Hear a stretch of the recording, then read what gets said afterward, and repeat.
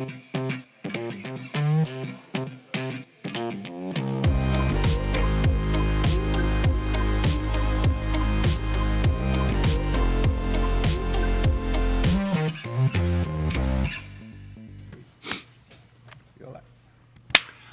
right, everyone, thank you so much. Great to be back. I am Jason Levine here with Andrew Scrivani for day 3 of Adobe Live and our live photo shoot, which has been delicious, appetizing, mouth-watering, and further enticing today because day 1, we were talking about pastries and bakery goods.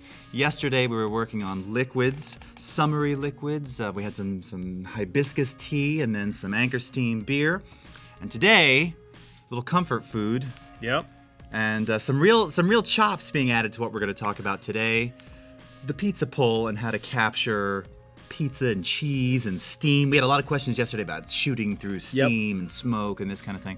So we're going to be doing that today. And remember, of course, if you can watch us at adobelive.com, also on the Creative Cloud YouTube channel. And it is a live interactive chat. So say hello, tell us where you're from. And Andrew is here to talk about the process, to show you we're going live on set. Michael, maybe we can cut over to the GoPro. So we're going to be shooting right over there. So remember, you've got Andrew here for 2 hours. Ask questions. We're going to be dealing with lights. We're going to be moving stuff around. You're really going to get to see very intimately this process. And I'll be playing the role of your assistant once again today. It is well okay, it's morning still. It's morning still. We need. We're still not completely coffee, woken up. That's right. Yes. Yeah. It's a great honor, my friend. Thank you. Thank you. The honor is mine. All right. So I thought maybe we'd start and just quick review like the 2 selects from yesterday, where again you showed not just the process of shooting, but some very cool techniques for getting the shot, particularly with things like how to get that perfect beer head and some of that stuff. So let me go to my folder here that has these finals in it. I believe it's in there. Oh, and Adam is asking, yes, we did find Andrew's light meter. Yeah. Yeah, we did. I was very grateful for that. Dimitro from the Ukraine, hello. Amir from Egypt, hello. Okay, this is from yesterday? No. Oh, yeah, that is. Yeah, Oh, that was in the morning. That's right. Yesterday. We actually did start with a little breakfast food. That's right. I forgot. Yeah. So yeah, we started yesterday with this kind of croissant sandwich that we hijacked from the Adobe Cafe, and we brought it here and made it do our bidding. So knowing that this was unstyled food, we just kind of decided that it was going to be better to just kind of highlight something interesting about the composition of the food itself. And obviously, this kind of bacon coming off was really nicely cooked, the melting cheese. And we added some of these crumbs by like kind of pulling them off the back of the croissant and dripping them around here, and then we set it out to black so we would get that nice pop with the greens and the browns. This was an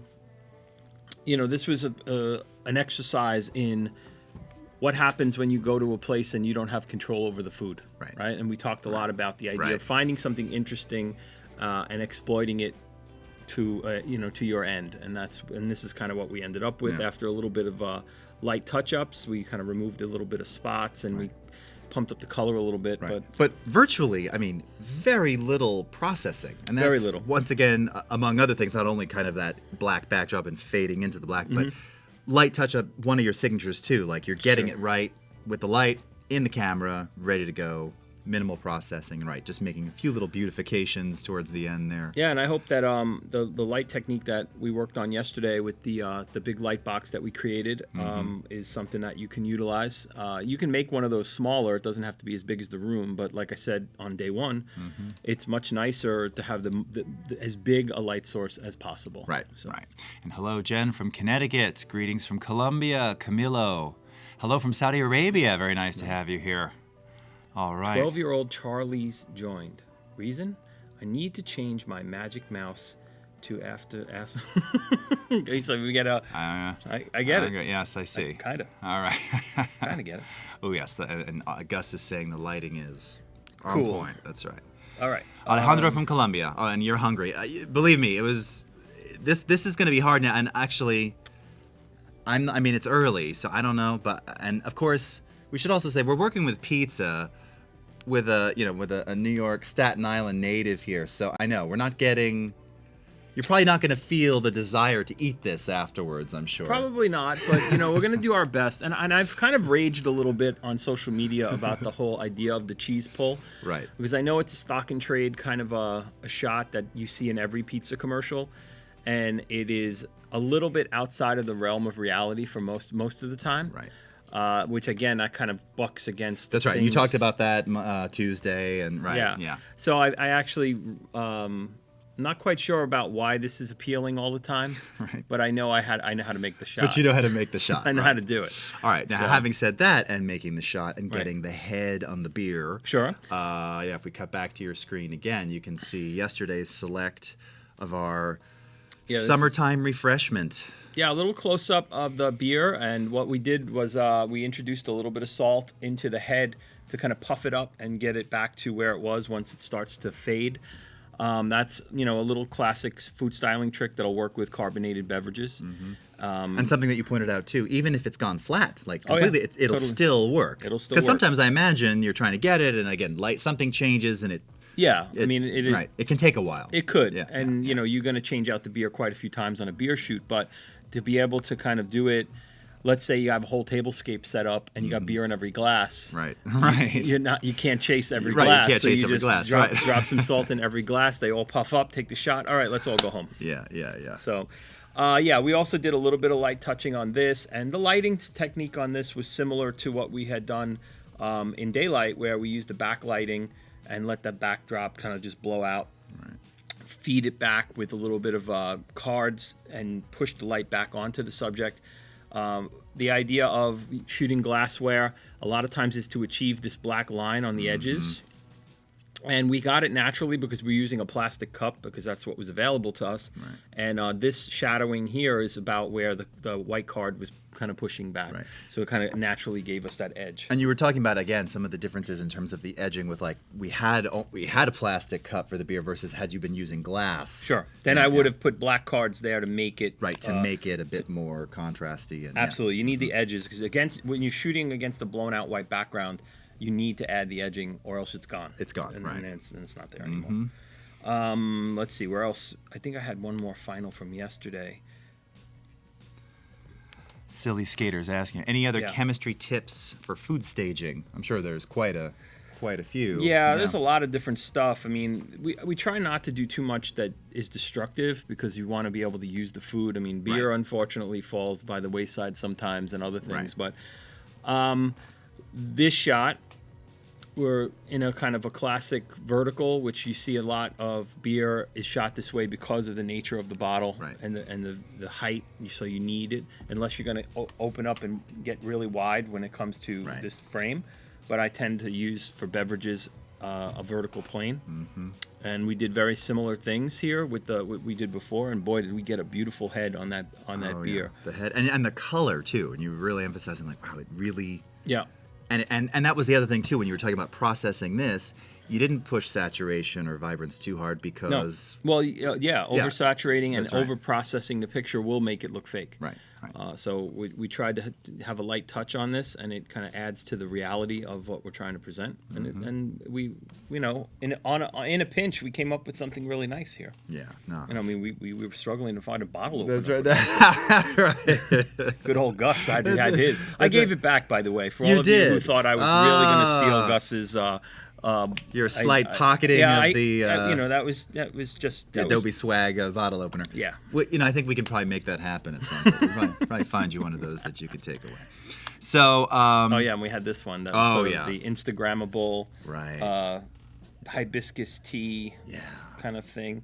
I mean, just we focused in. We found a little bit of room here, and then we zoomed in post, and we're able to highlight the kind of shape and color here. Create this kind of box effect with the four corners of negative space and that shimmer that's coming off the ice. It's cool. It's refreshing. Right. And using the color of that table to, again, give it that kind of summery kitchen feel. I mean, there's just something so refreshing about the image. Let's see. The food, who's the model? Okay, right. Oh, this thing. It's the this is the art director. Yeah, hovering art hovering, director. Hovering art director who has snarky things to say every time you do something. We had to turn off his snark. Apparently, he only has 5. Well, I mean, that's the thing is that when you have an off switch on an art director, you take the opportunity. You take advantage because in real life, in real life, it doesn't happen. There's no off switch. So you got something up here for us. Do you do something to get the air out of the ice cubes? There is that thing. I don't personally know how to do this, but I know that there's like either a company or a process or something where you can get ice cubes that are like completely solid. I was going to say, that's right. And in fact, and I know this being a Scotch drinker. Right. They have there are special blocks of ice, and you have to buy them in sheets, and then they cut them up. For you. And this is the whole thing. Is right. There's no bubbles. There's no none of those gaps. But I think for real, like that kind of stuff commercially, more often than not, they're using synthetic ice cubes. Yep. And you talked about this too because yesterday. because they don't want to water down their product. Right. And because the color will change. Right. And they also. I don't want to waste time. They can't waste time, and under hot lights, that stuff's not going to last very long. Right.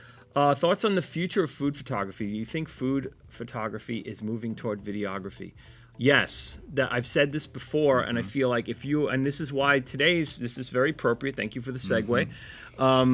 We're talking about the transition from moving from stills to video and being able to toggle back and forth, because a lot of what we're being asked to do in food is switching over that camera that we have to the video mode to be able to capture some things in motion. Right. And that doesn't necessarily have to be a large production. If you have some, moderate skills in Premiere, right, and good lighting on your subject, and a camera that can shoot it, you can do through trial and error. You can pretty much figure out how to make a 15-second Instagram video, right? And that's really what a lot of people are being asked to make, and that's key. I mean, and you just said it right there. 15-second Instagram video. We're not talking about regional commercial. Frankly, the 15-second Instagram video is an international commercial at that point. That's right. I mean, it's everywhere. It's everywhere, and throw some branding or text on it in Premiere or something via the essential graphics. Yep. And you're done. You're golden. Totally. Mm-hmm. So yes, I do think it's. I don't know that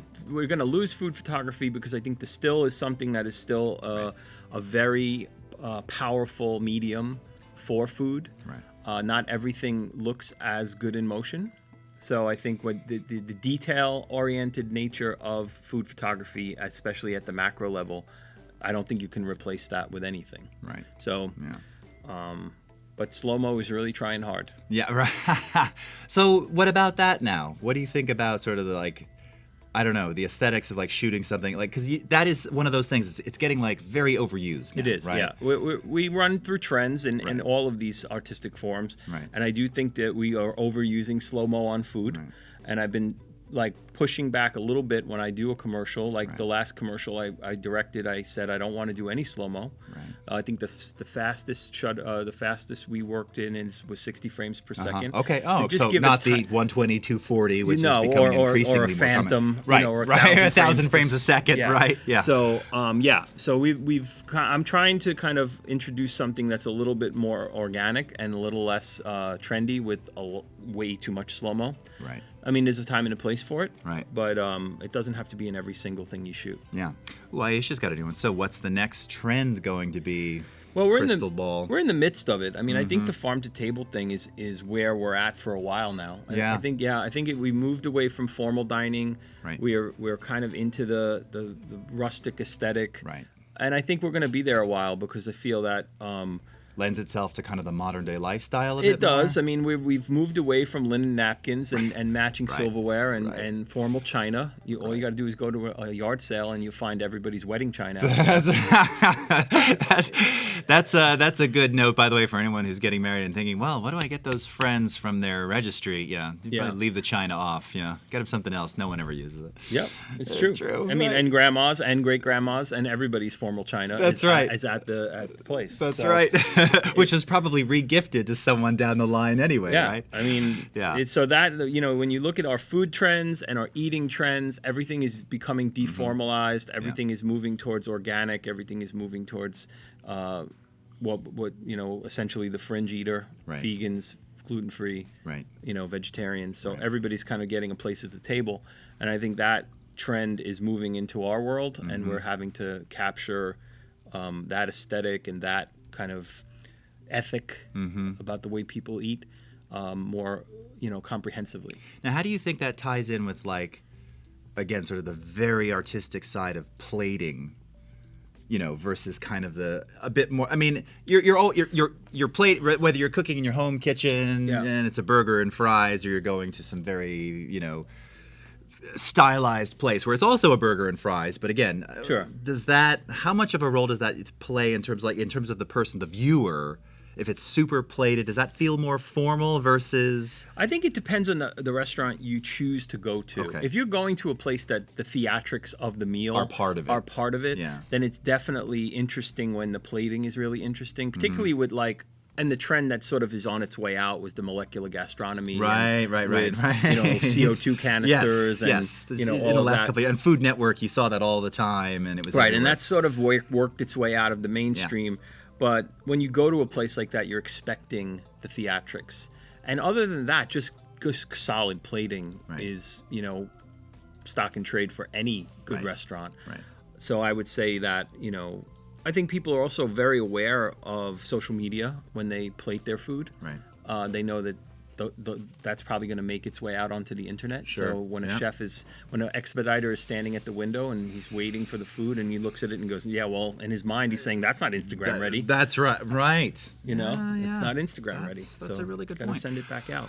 So chef's table, right? Yeah. I think it's great. I mean, I love the way that it's shot. I think it's very insightful. I know a few of the chefs that have been featured, and they're really interesting people. So it's pretty cool. I mean, it's a great show. And Alejandro was asking about the lenses. So again, you've got your 50 mil my macro, 50 and 100 millimeter macros, right? And the 50 mil f1.2 classic prime. Yep. And then depending on what I'm shooting, I could get a little wider if I wanted to be. I have a 35. Right. So it stays pretty tight on the table. Right. But as you said, it's in. Oh, what's this? Oh, $10 off. Woo! From Grubhub. Very nice. Nice. Very nice. And again, one of your bits of advice over the last couple of days too for you, especially prime lens, fixed aperture. Yeah. And try to master the frame. Hashtag. Hashtag master the frame. That's right. Yeah. Oh, nice. Yeah. All right. So. Let me talk a little bit about what we're going to do when we get over there, because there's going to be a little bit of a setup period. Okay. And I want people to understand. I'll talk through it, but it does smell good in here, I will say. There's another question that I think I should answer. I said it earlier. I do look at a lot of Instagram, but I don't necessarily look at a lot of Instagram food. I look at a lot of architecture and design, and I feel that that's part of the thing. And as far as my colleagues are concerned, I'm aware of what they do, and when they do something that I think is interesting, obviously it would affect me and influence the trends. I think that works both ways. So obviously, I don't know if anyone in particular I could kind of point out and say, hey, I'm really inspired by this person right now, but and that's not because I'm not. It feels, I think I'm bombarded every day with all of it, right? As we all are, right. So. And Flash was asking, and you answered this yesterday too. I mean, what's the difference between just a straight 50 mil f1.2 versus the macro? And you're talking about the fact that the actual distance. With getting closer, being able to fill the frame with other pieces of your composition. So if I have a plate of food and I have a glass of wine and I have a napkin and a fork, and I try to shoot all of that in a standard frame, I have to get pretty far away from the table. But if I downsize everything, right, I make a smaller plate and a smaller fork, and everything is a little bit smaller, and I get a lot closer with a macro lens, then all of a sudden I can get a piece of the napkin and a piece of the fork and a piece of the glass, and my food is still front and center. That's right. And that's exactly why. And then we used to use architectural lenses, tilt shift lenses. Oh, right. Yeah, to get of course. A similar effect and kind of get closer and then be able to kind of correct the lens aberration with that, like the way they do to shoot interiors. Yeah. But that kind of lost its steam when macro lenses started to become more of a standard. And that's also kind of just to like refocus emphasis and things, right? Yeah. That's kind of definitely the tradition of that. So I'm going to talk about a little bit about what we're going to do for lighting. So on day one, what we did was we created that daylight that was streaming through that window to create something of a daylight effect. And those lights that we were stuffed back there they're called bank lights. They're made by a company called Kino. And these, I think, are called Diva lights. They're 4 bank lights, and you can change out the bulbs in them to accommodate the color temperature you want. So you can't dial in a color temperature like you can with an LED, which is what I shoot at in my studio, but you can change out the bulbs and then modify the light. So we're going to try to shoot a little, we're going to create a kind of a commercial look with these Diva lights and be able to toggle back and forth, because now you have a steady light source. It's consistent. You could shoot the same way all day. If you wanted to shoot stop motion or you wanted to shoot video, you can toggle between stills, stop motion, and video all in the same lighting. Right. All in the same lighting. And it's not usual that you can be on a commercial and the commercial is lit, and then the BTS guy comes in and he wants to shoot what's on the table, and it looks terrible because it's not lit for that. Right. So what we're trying to do is create a lighting that will work for either thing. Right. And this is continuous lighting today. Continuous lighting. Yeah. Okay, right. Continuous lighting. No strobes. No strobes today. No. So, okay, cool. Oh, someone was just asking, and I think you said this too the other day, it was like 10, 15 minutes. How much much post on this shot behind us? Not that much. Right. I mean, these drinks, those drinks were amazing. And that light that day was kind of incredible. And that surface that we're shooting on is a piece of cold rolled steel. So it has veining in it. Right. And then when the light hits it, it kind of lights it up in different ways because it's dark patches and light patches, but it's matte, but it's metal. Right, so right. it's sort of like the best of everything. Yeah. And it was just a beautiful day for the light. And you just get beautiful And highlights and then the shadows colors and the drinks pop. were great. Yeah. It was a confluence of lots of really cool stuff at once. That one drink is vaguely reminiscent color-wise of the one that you consumed last evening, if I recall Yes, correctly. that's right. Very much. And Michael, too. To Yeah. my left, yes. What was this question here? How were your beginnings of photographing food? I talked about that in an earlier episode. I think it was yesterday. I talked about it a little bit. I can go over it a little bit again later. Those lights were called Kinos, K-I-N-O. Yep. Looks like Kent's got it Kino in there for Diva us. light. Yep. There it is. That's very nice. And those are fantastic. So I have those in my studio, and I've used those for everything from. Now I don't shoot food, although now to be honest, you're making me want to. I mean, good man has to know his limitations. So I respect the masters. But yeah, the Kino Flows and the Kino Divas are just they're fantastic and so versatile. And yes, it's not as easy as switching out temperature via the LEDs, but the bulbs are inexpensive. Of course, there's other overlays, filters. Yeah, I mean, there's egg crate and some other stuff, and yeah, I can use diffusers and things. These diffusers, I can actually hang that if we need to. We could still hang the big silk in front of it. There's a lot of options we have here in the studio, even though we're kind of just pulling from all different sources. Actually, yeah, you can see the different colored bulbs over there. There's our stack we of them. could show you that later. Yeah. I mean, and depending on the color on the end of the bulb, that's the telling you. The blue ones are 55. Yep. I think the gold ones are probably like 32. I think like they're 32. Tungsten. Yeah, they're tungsten. Yeah. So yeah, that's cool.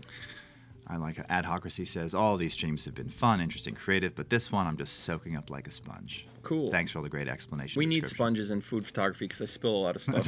Actually, and it's funny. We haven't really had any cleanup at all. Even nothing. We've been trying to keep it. Even on the paper yesterday, we didn't get any rings from the glass. You were alluding to it, and it never happened. We tried. Well, I kept wiping the bottom. Well, with my, you're such a pro, man. Well, it's not a lot. No, actually, it was the glass. There's the glass. The bottom of the glass was. Oh, take a compliment already. All right, thank you very much. So, what do you think? You feeling? Yeah, let's get over there. Feeling lucky? Why have the knife pointing off the cutting board? Just ask because. Oh, in this shot here. Yeah. Well, that's because it's the way I do it, man. That's the answer. There you go. Because now you noticed it. Because now you noticed it. Right. Okay. So we're gonna transition over to the live studio part here, and I'll be. Again, Andrew's assistant, be working on the GoPro. So we'll be roaming around. If you caught some of this earlier, just before with Lita and Wade, and yesterday. So Michael and I, we're on set now. So you're seeing all this live. We're going to switch our sound, and again, be interactive. Ask questions. That's why Andrew's here, and hope you enjoy the pizza day. It's like Pizza Fridays on Thursday. That's right. All right. So here we go. Surprises. Okay. Where's the GoPro? Oh, there it is. because I want to talk through this because it's going to take a little while to get this all going. Yeah. All right. And yeah, and you know what? And I'm gonna reposition some mics and things too. Yeah, it's going to be a while before we turn the camera on in here. So I want to go over the equipment I'm going to mess around with here today. I want to get rid of some of this stuff, clean up our space.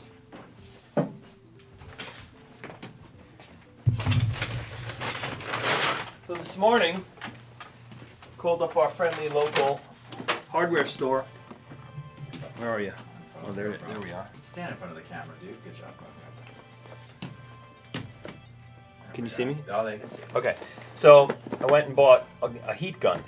So one of the things that you need to do in food photography a lot of times is either reheat things or brown them without really disturbing them.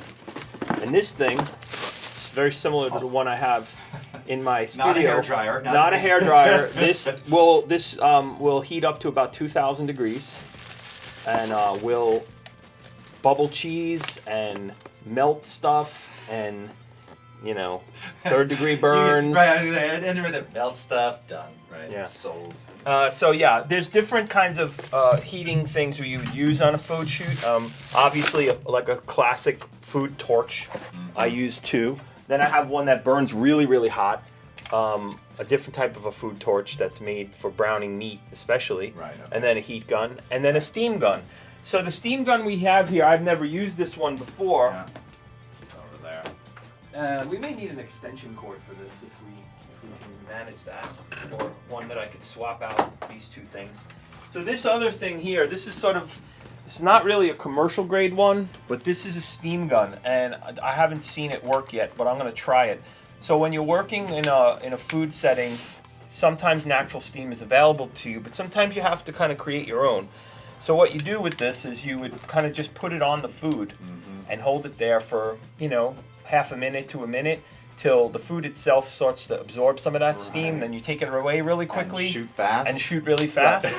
So hopefully we can try that. Yeah, we might need some more water in there. Too. Yeah, we'll get to fill that up, and we'll see how that works. And then we got some pizzas here. We're gonna work with these. They're gonna probably be a little cooler by the time we get set up, but I think it'll be okay. Okay. And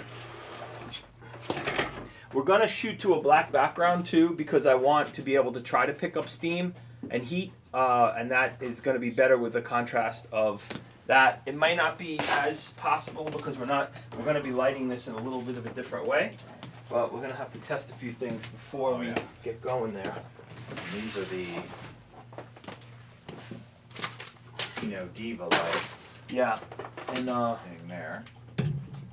Gus, you can switch those on whenever you're got a free hand. Thanks. Yeah, the ballasts are over there, right? And then my trusty light meter that Michael so dutifully found for me. All right, there we go. Yeah. Nice. All right, I'm gonna move some things around so we have some Yeah, I'm gonna more flexibility here. Yeah, we gotta push this. Are you good with the lighting position, Andrew? So I can kind of. Yeah. Okay. Well, this one I might shift a little bit, but Okay. right now if I shoot it at 640, I'm in pretty good shape here. Okay. I just don't know about what it's gonna look like until I position them.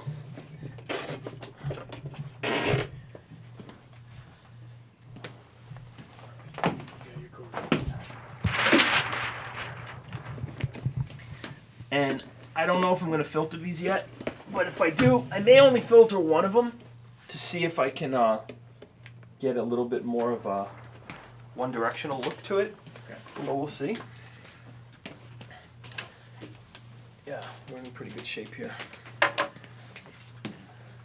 So when you're setting up for a shot for video, your settings might be a little different. So I'm going to set up at my ISO is going to be my ISO is 640.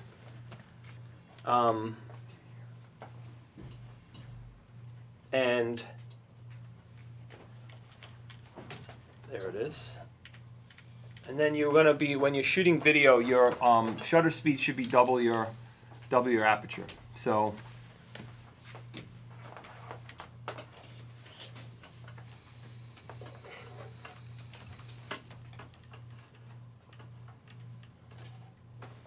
frame rate is going to be 50.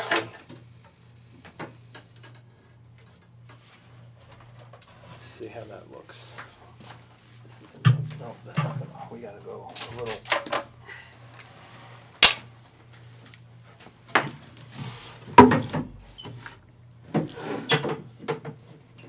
Oh, I know what I gotta do. So, if you guys want to fire, if there's any questions, I can, while I'm doing this, I can. Well, and so you just made me think. So are we going to do video first and then stills, or? I think I want to maybe try to shoot. Because if we're doing video, Oh, Michael, right. we won't tether. We'll just take the HDMI out. Well, then I'll do directly from the camera. stills first, because it'll probably be easier to kind of get set up on a still, and then we can shoot for the thing afterwards. Okay. So video first then? Yeah, that's fine. Okay. Does that make sense? Video first? Yeah. Two sporty guys. Yeah, sports. So there's 2 lines from the. I think it's good.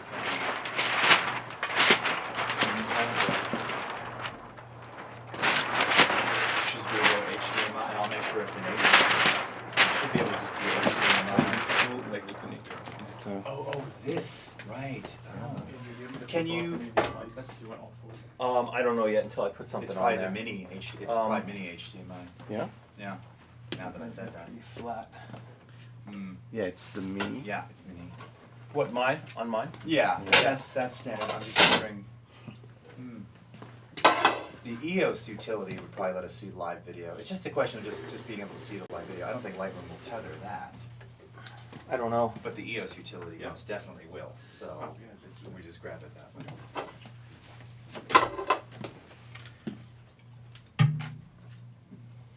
Yeah, we cropped the. Okay. Yes. It's gonna get shaky for a second. I've got to just move this a little bit.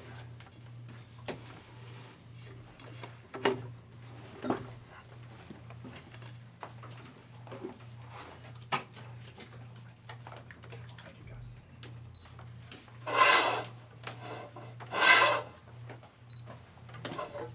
All right, let's try this. I have a little cake here that I don't know where it came from. It looks nice. I'm going to use this as my test. And I will not be taking a heat gun to it. This lovely cheesecake. On our cafeteria plates with our plastic forks.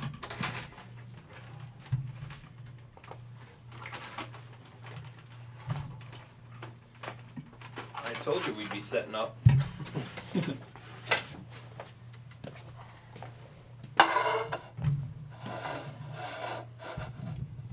Okay, so let's cut one of the banks here, Gus, if we don't mind. Michael, you should see the live view. Yeah. Just cut one. Not getting anything. You could do that. Hold on. Try that again. Same thing. I just want to experiment. Yeah. That's one on this one. Yeah, and there's one on each here. right It's now. one on each. Okay. No, Yeah, this is. that's one on each HDMI. Oh, you see the GoPro? This is GoPro. Okay. Oh, it's here. It's there. Okay, buddy. I'll get it. I get it. It's okay. Okay. I prefer to make sure we go. Whoa. Why is that upside down? That's weird. Did you see that, guys? Oh, so is it? It's coming out of you? Yeah, I had to rotate it in the EOS utility 90 degrees. Oh. Strange. I know you guys aren't ready yet, so it's good. Yeah. I'm just still messing around here, trying to look at the light. All right. Jeez. Okay. Let's see. Can I have that black flag we've been using? The big felty one. We've been putting it as a bottom. Is it around here somewhere? That big black flag. I don't know. Or if you can find Henry Rollins around here somewhere, we'll just lay him on the table. There's a Henry Rollins joke. As I know. What are you looking for? Is that black? The black flag. It's right there. That Oh, that this. thing. Gotcha. Yeah. Timber. Yeah.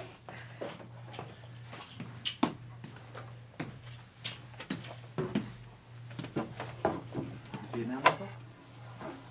In the machine? Yeah, I see something cool. Make this bigger as well. All right, that's kind of looking better.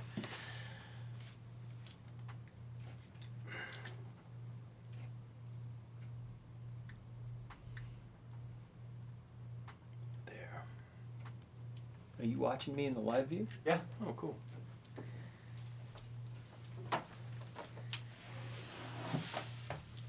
Oh, now for this, you will need a card in the camera, of course. Yeah, I got him. Yeah, okay.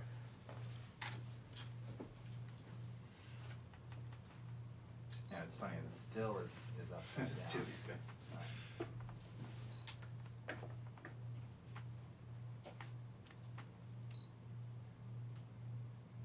Okay, let me put a card in.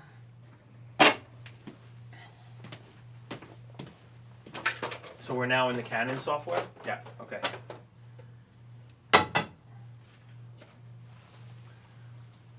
Well, this, even just looking at this preview here on screen, I mean, this really speaks to, again, same lighting that you're using for the still, and it looks beautiful. I mean, It's getting there. Yeah, it's getting there. We're getting it. All right. So, oh no, hold on, it's like relaunching again now. oh, I might, because I opened the window here, the door of the camera, it might have. Okay, yeah. Here, you know, let me. Ooh.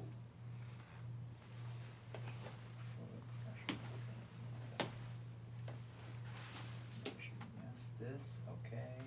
Live view shoot. There we go. There we are. Okay.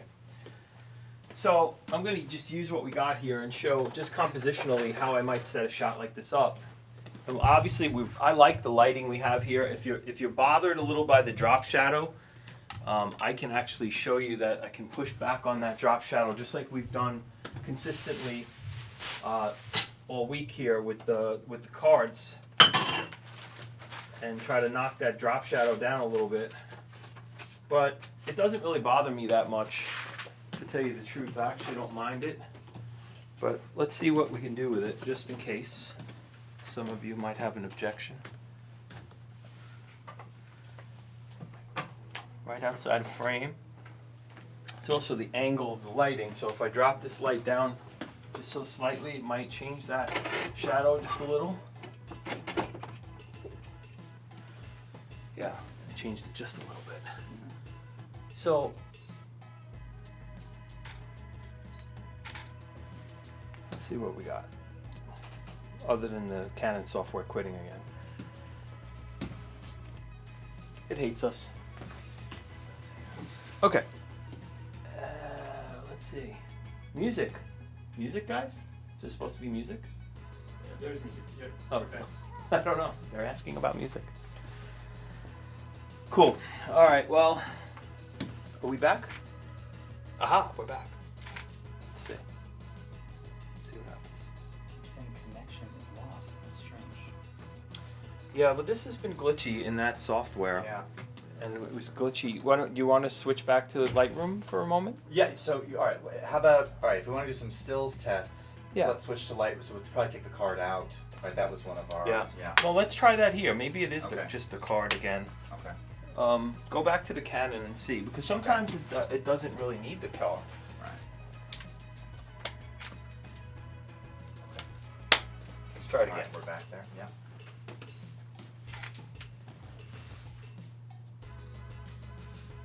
Okay. Yeah, it's opening up like it's this digital. Okay. nonsense. Well, I'm not focused. It doesn't seem focused either, but let's see. Maybe it is. Rotate 180. There's a little thing on the bottom of that that has a little arrow. You see here on the Go left. Go left. One more there. Try that. That's not working. Okay. Yeah, they're not even selectable. Strange. You hate us. It's upside down and out of focus. This is what I do, folks. But the video preview looks just fine. All right. The video preview does look nice. Okay, so let's go into Lightroom. Let me kill this. Yeah. Okay. And we'll do the stills. Oh, hold on. Let me get you.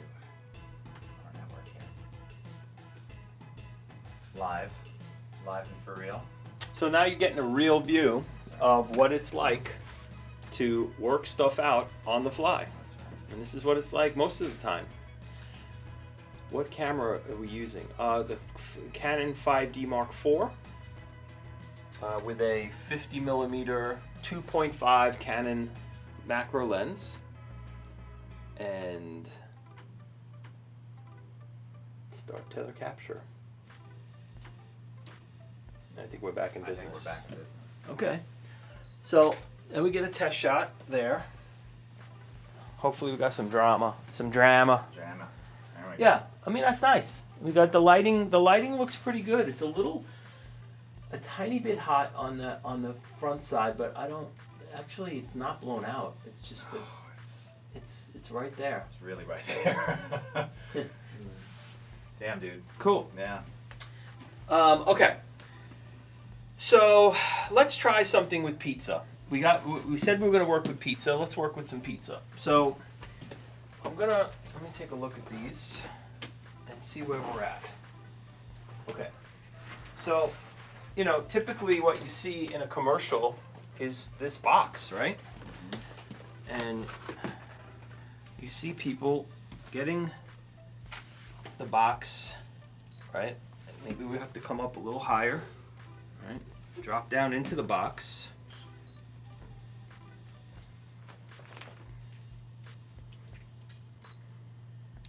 Right there at the edge. Put our focus where we want it.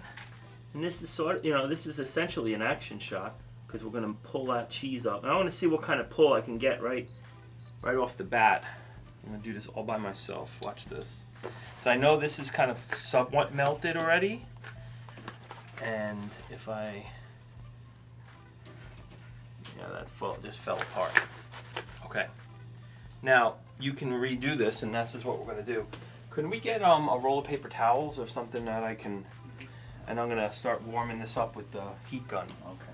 And we do have some... I think we got some, like, those cloth... Oh, yeah, whatever you got. Something I can wipe my hands on. Yeah. Sure. Cool, thanks. Partially used, that's okay. Like you said, wipes, right? Yeah, Good thing to okay. have on set. We are now going to probably blow a fuse, but all right. This thing pulls crazy power. Crazy power, okay. Yeah. Oh.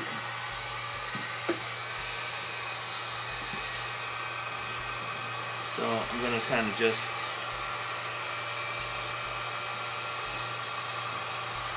Watching paint dry, folks, is an art form. That's right. Do not be tempted to go like this to see if it's working. Right. I can promise you it's working. I promise you'll burn your finger. You will burn your finger. It's starting to bubble.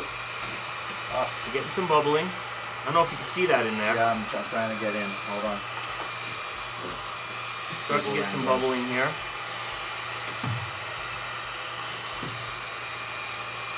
Got it. Crisp? Oh my goodness, it just popped. Just made a sound. Love when food makes a sound. Okay, so now we're gonna act quickly and see if I can get us. Where's the cheese? Oh, cutter. Yes. If I cut it sort of not the whole way. Let me see. We're gonna have to do this the real way. I'm gonna cut it. I'm gonna reheat it, and then we're gonna pull it. Every food stylist in America is like dying a little death right now. Did you see the smoke that came out of it? Yeah, oh yeah. So this is how it's done on the commercials.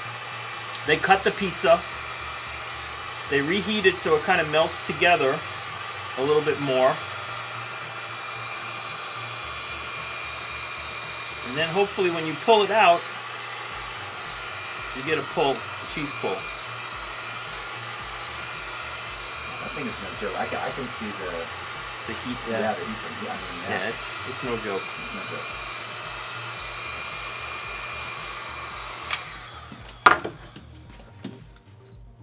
Okay, here we go. Let's see if it's in focus and see if we can get a pull. Kinda. Not very aggressive, but That's why we got more pizza. Okay. Top of the box is kind of ugly.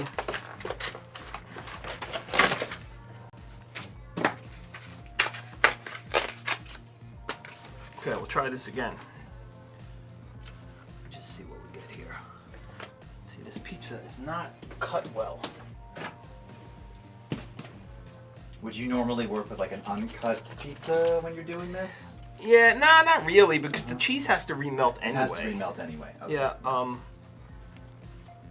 okay. Well, before when I pulled it, it wasn't cut all the way through. So it just started to slide started off. to pull right Yeah. off the top. Yeah. Okay.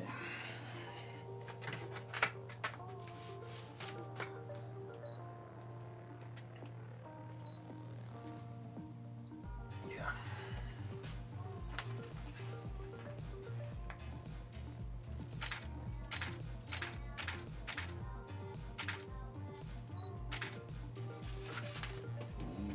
Did it work? It's really sloppy, but it worked. Yeah. Were we even close to being in focus? Yeah, my focus is.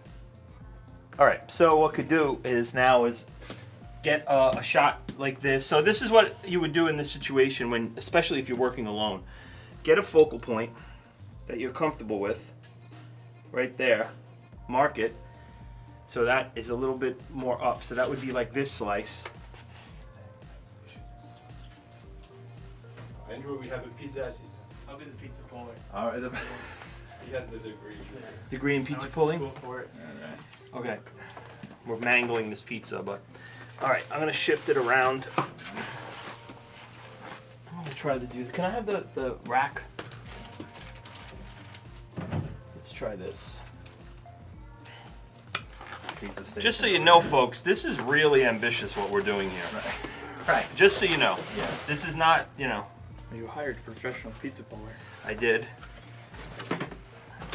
So if we separate these pieces better, maybe we can heat it back up and get.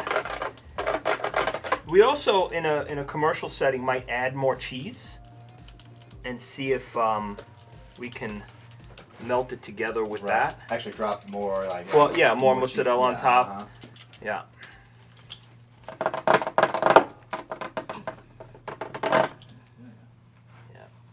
Ah.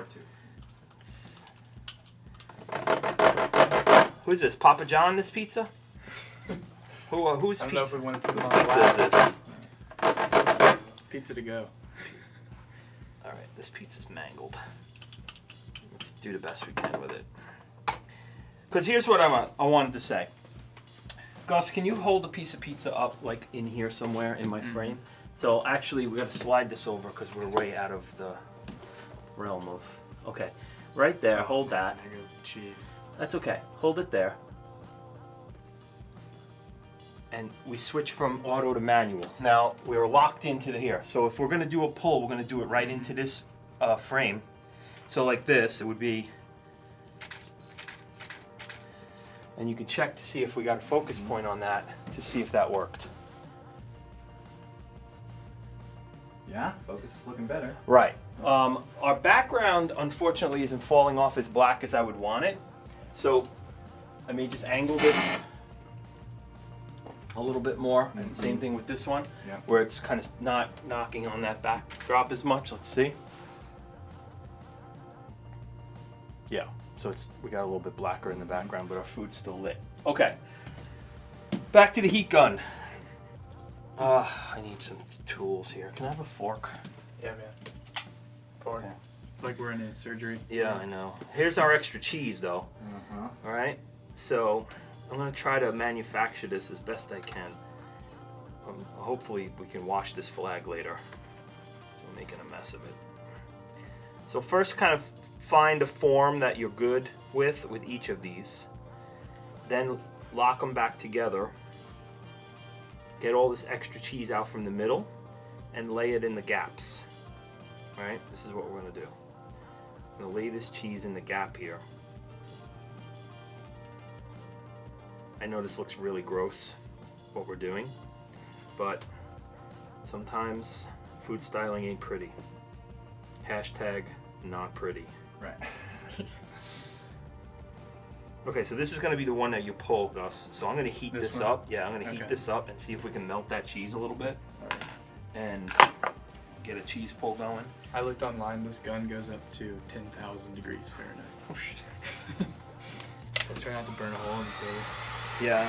If it melts the cheese, well, I'll be happy with that.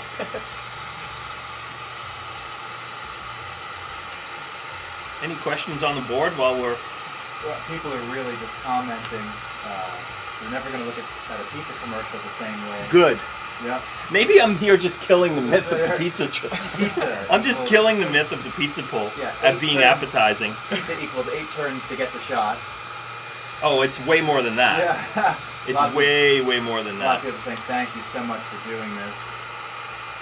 Pavel says that does not look like proper mozzarella you've been ripped off. You know, you're probably right because the way when we're heating it, it's getting oily. Right. So he's absolutely right. Absolutely right. Yeah. Just ask my wife to cook pizza now.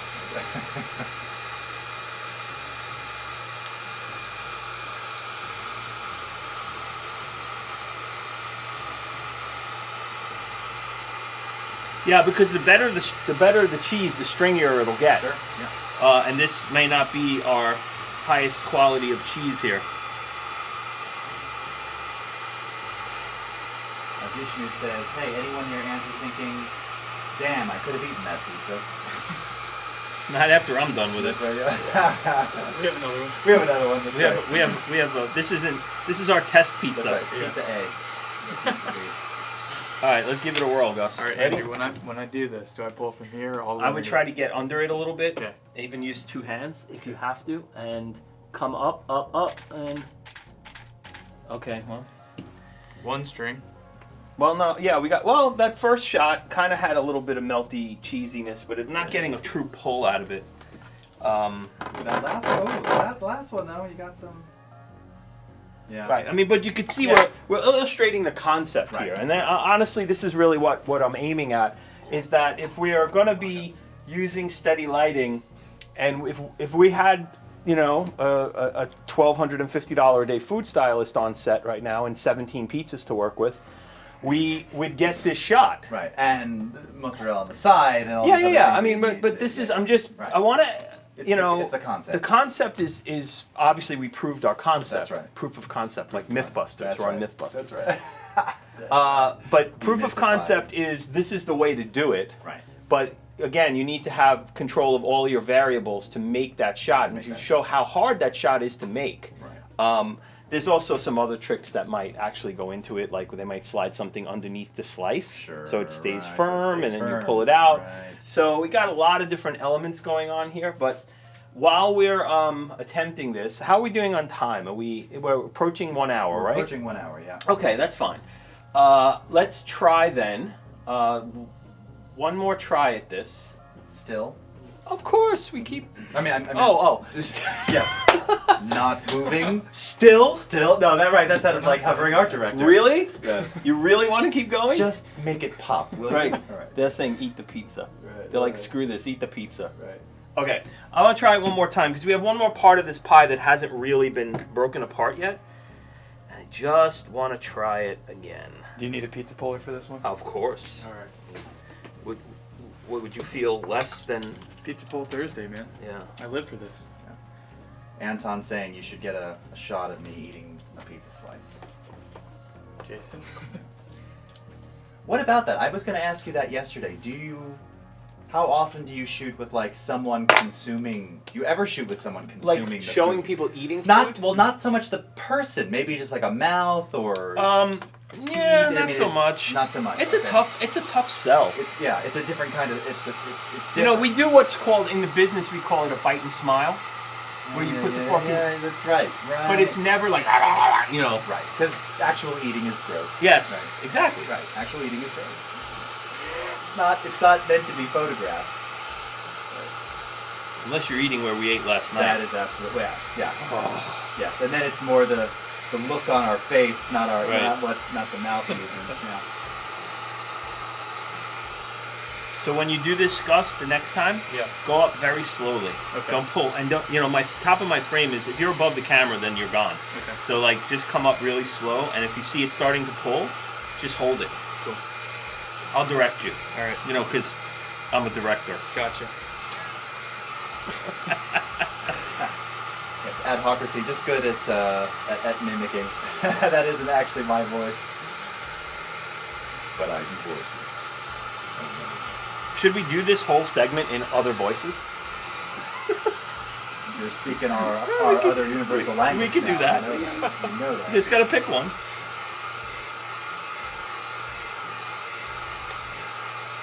I'm going crazy now.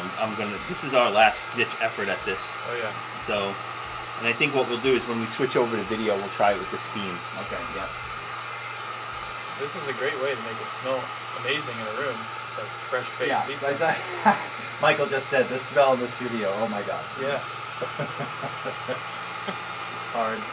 Yeah.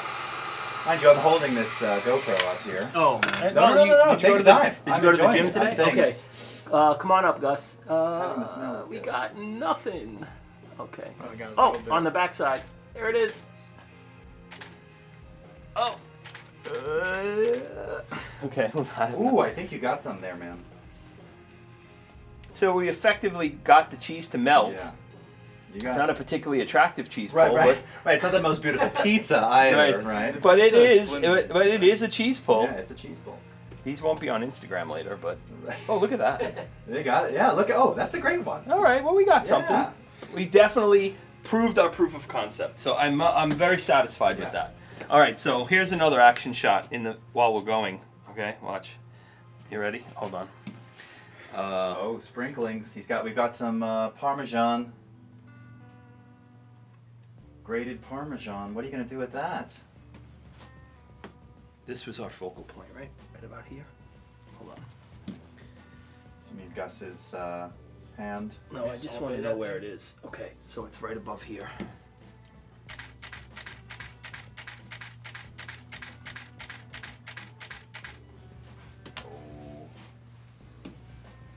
Let's see what we got.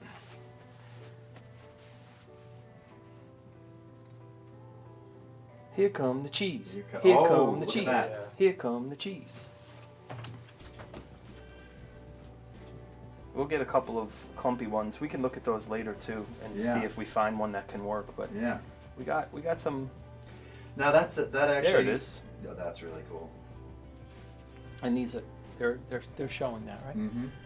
Yep, they're seeing it full screen. Yeah. That begs the question when you're doing something like that, because you're at 1/100th approximately. 1/60. 1/160th. Okay, so how much of that are you trying to capture in air? Like, are you trying to Like freeze it. Yeah. No, I mean it's really just the motion that I want. It can Right. be a motion blur on something like that Okay. because it Right. really That's what I adds- was getting at. Yep. totally adds to the idea that we're. You want some motion blur there. Yeah. Yeah. Okay. That's cool. Okay, so we showed that our heat gun will do what we wanted to do, and I want to now show you that this steam gun might do what we wanted to do. Okay. So we're gonna we're gonna do video now. Yeah, we could start doing video. Okay, so let's go back to the Canon I want to utility. clean this up Yeah. and put a slice on a plate. All right. I'm gonna put this Eek, down I made a real mess quickly. here. This is not good. Who's the studio manager here? Don't tell him it was me. Yeah, right. Ah, it's not that bad.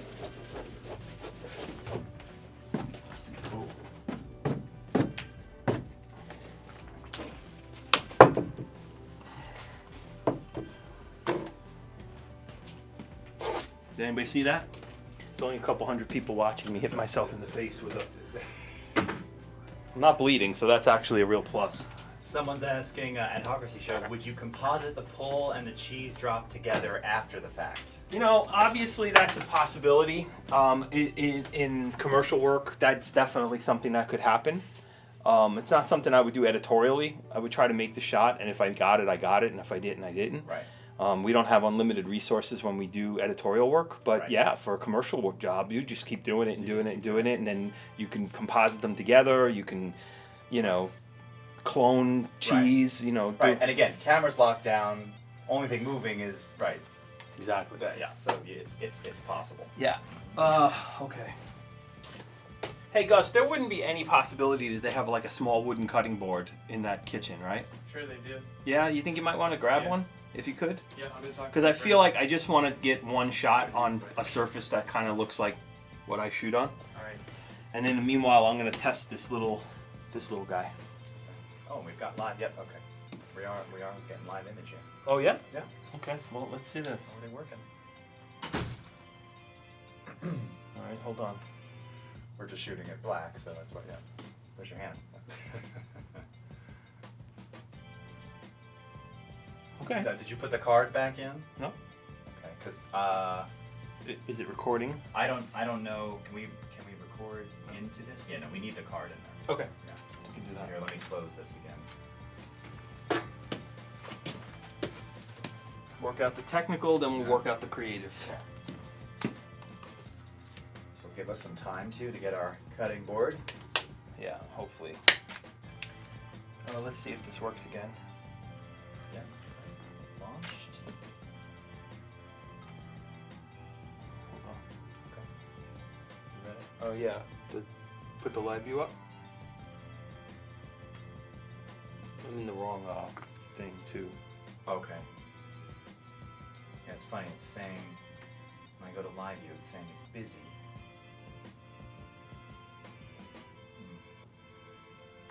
So I'm at twice the frame rate. So I'm at 60th of a second because I think this is shooting at, does it say there what it's shooting at? Is it 24 or 30? It doesn't say in this window here. Okay, let me see if I can see it here.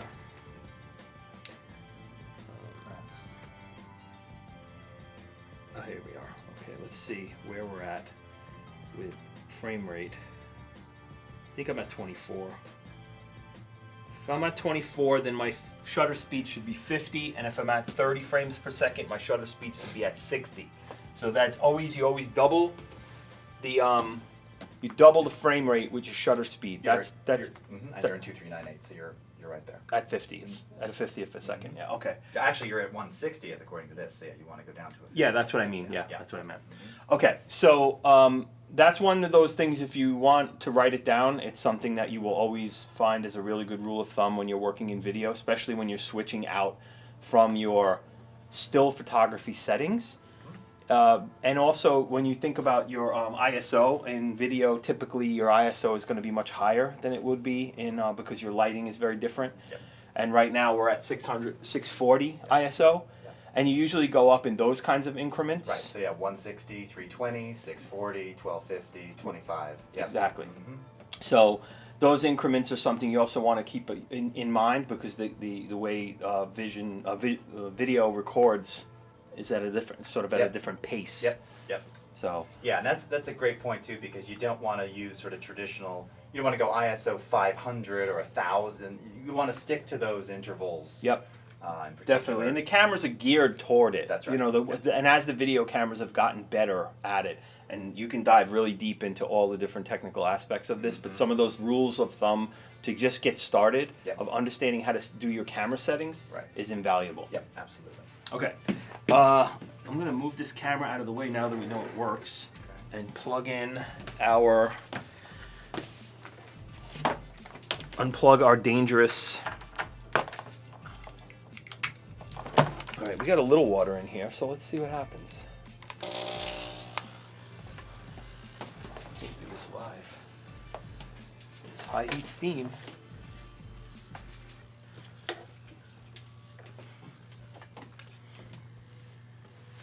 Oh, I am Kenna. That's a great question. Yeah, I often see Andrew Kramer, who's famous for Video Copilot, and of course having done incredible. Oh, there we go. Look at that. So this works. You need a facial. A little facial. Did we just say that? Oh my God. Oh, forgot Sorry. I didn't mean it. Yep. Nope. Oh. It would have been fine. It just would have been fine. Would have, But now it's not. no, it's not. Okay. All right, so I'm going to try something here with this plate that I'm no longer fond of. And hey, actually, that's a great point though. So what works for some is not going to work for all, right? Yeah. Yeah. And here, now what would you use? Well, that's why I sent him out for a piece of brown wood. Okay. The Because brown wood, I would love to have something a little more natural looking, color-wise. Right. And white with the sort of ripples, it doesn't. No. But Circular ripples and triangles, right? I mean, if you're going for kind of classic symmetry, doesn't necessarily.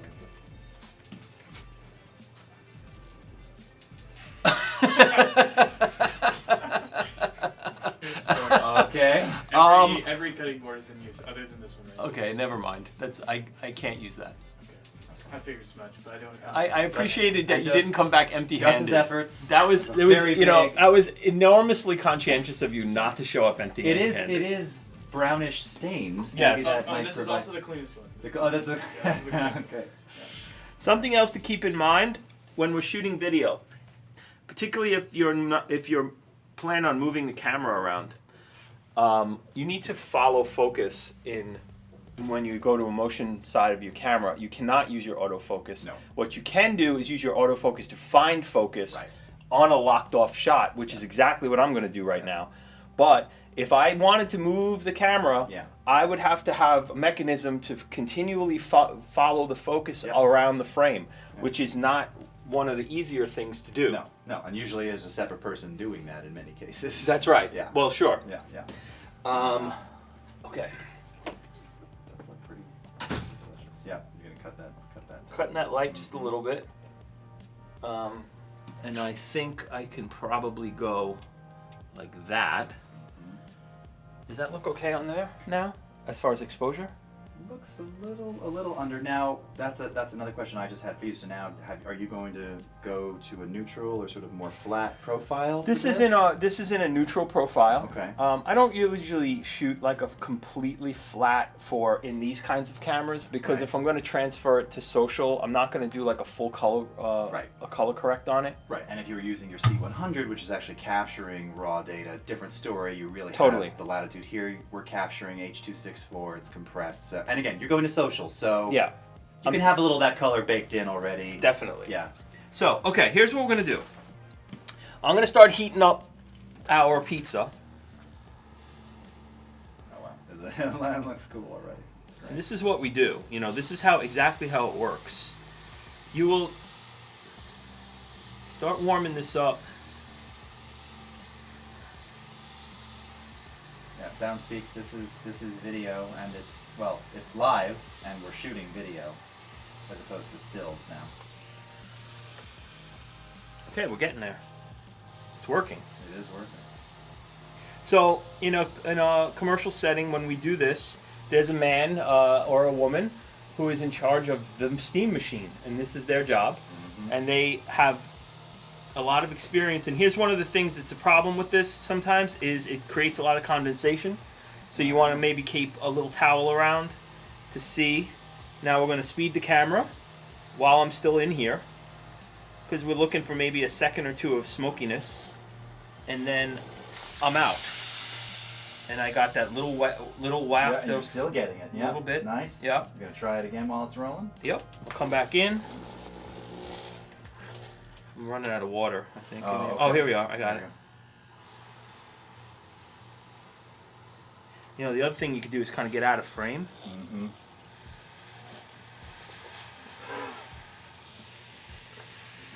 Super steamy. And you can run this in reverse, right? Because I'm out of the frame, right? Look at that. Yeah. Oh, yeah. Actually, that would work, right? Yeah. Maybe. This totally works because even if you can tell the direction of the steam is coming down, not up, you just run the video in reverse backwards, and it's totally going to work. Oh, that was real nice. That pull away just there. That was great. You can maybe come up from underneath it. There it is. Check that out. That's it. Because I couldn't see. So you're shooting from below now. Yeah, because when I'm using this. Can we switch to the GoPro for a sec, Michael? So cool. Yeah, I didn't see you change your perspective. So now it actually looks like it's rising. Right, because you don't even see the bottom off the plate. It looks like it's rising off the top. Like that is some super hot pizza. This is an awesome little machine. I could totally use this. Yeah, all right. This is great. So yeah, like a steam machine, if you can't to manufacture steam in a short visual or in a short still, can totally be a difference maker. Now, if we were on a completely styled set, and I was able to get that kind of steam coming off a really highly styled piece of pizza, Right. that would be a tremendous little piece of video. We'd be really happy with that. And that could work with any food that you would want to see steamy, like a bowl of soup or a bowl of stew or some other kind of food. Now this comes back to that. So you want to maximize this. We're probably looking at 3 to 5 seconds of steam. Is this where you use a little slow-mo to slow it down? Yes. Yeah, and that's, This would be a typical application for slow-mo. Legit. Right. When you're trying to capture things like steam, Right. it's something that's kind of emotionally driven, right? Right. The primals, fire, Right. smoke, and Right. steam. Right. So once we have the primals in the house, then slow-mo is definitely more Makes appropriate. sense, yep. Yeah. Mhm. A little Motown, I mean, Yeah, whatever. yeah. Yeah. Okay. We are at 3:10, so we have time. Let's see if we can capture. What is this? We already kind of. I didn't expect this to work so fast. Yeah, the steam was actually pretty surprising. I thought this really. was going to be trial and error. Yeah, no, you nailed it right away. So, okay. So one of the things that you might want to do with this, if I were to want to highlight that steam even further, I can angle my light a little bit more toward the... I'm going to angle it just a little bit more toward that and maybe kill this light. Okay. Hey, Gus, can we kill the light on the left and see what that looks like? Let's play around with the light a little and see what kind of mood we get. Yeah. The one closest to me. The one closest to you? Okay. Okay, let's see. And then I want to see if we get more steam this way. No. I mean, that's one ugly piece of pizza. Yeah, it's not a beautiful piece of pizza. Now you're still at F5, so you don't want to open it up anymore because you don't want the focal point to be. You don't want to be too tight. No, Yeah. definitely not. Yeah.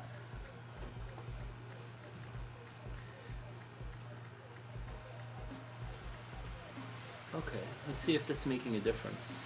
How's that look? You know what? It actually it's a bit more mysterious now. It's darker, smokier. Is the smoke lighting up? It is, and it actually maybe you're seeing less of it, so it looks like it's actually just rising off the top. It might even look slightly more realistic. Yeah, I think Yeah. you're right. Yeah. I think you're right. It looks really nice in the It camera. looks really nice. That's cool. Yeah. So, manufacturing these kinds of things, and when you're working in a motion setting, it's not as forgiving, where you have Photoshop to correct all your errors in still work. When you're working in video, it really puts a lot more pressure on you to get it right in camera, because rotoscoping is a heck of a lot more expensive to do than photoshopping. Right. There's another fantastic hashtag right there. We not going for shallow. If 5.0 is still shallow, are we not going for shallow? Yeah, no, we didn't want to go deeper. Right. That's what Jason was saying. We don't want to be too deep because we still want to kind of have some kind of a sense of depth on our food. So, questions, anyone? Video transitioning, because I could talk about a little bit more of that in general, because it's definitely important to understand if you're going to make the switch. Well, what's involved? A camera stand like this too, even though it's not meant for this, can do this. Is you could do a push-in shot, just a subtle little push-in shot, just like from here to here, right? And you can mark, your In focus. and out. Yeah. Oh yeah, your focus. Even, of course. even without a follow focus, if you're Right. going to do just a tiny bit of movement, I mean, I know you could do a lot of that in post too. Sure. But with a nice big file. But if we're working, if we're working from here, let's see, it's here. Let's get a focal point here, right? So this is how you do this I'm focusing. How am I looking in focus over there? Is that okay? You're going for the close edge? Yeah. back a bit, right there. Yeah. Okay, so I mark that with my thumb, and then The far when I edge. push in here, Yeah, you're golden. I'm still in You're focus. golden. Well, now it's towards the far edge. So you Okay, kinda good. Looks like you did the rack there. Yeah. Yeah, and that's Looks exactly real what I good. was going for. Looks So real from good. here to there, From crust corner to crust corner. right? So we're just playing with that depth of field by moving the camera just subtly. We should capture that. Yeah, Yeah. That looks cool. and we'll do it 4 or 5 times just to so you know if you have it or not. And the key here is actually you can even give yourself a little more in and out, because again you can find that exact position once you're playing the video back where it starts in focus and where it ends in focus. Right. So we're kind of playing with just one focal point, but we're moving through the focal point. Yeah. And the other way to do this is you on the dial, the way you're holding it, right, like this. You mark your front part of your frame with your thumb or a piece of tape. Then you mark the back part of your frame with your other finger, your forefinger, your middle finger, or another piece of tape, Right. and you rack focus from one to the other. So by marking it on the barrel of the lens, Right.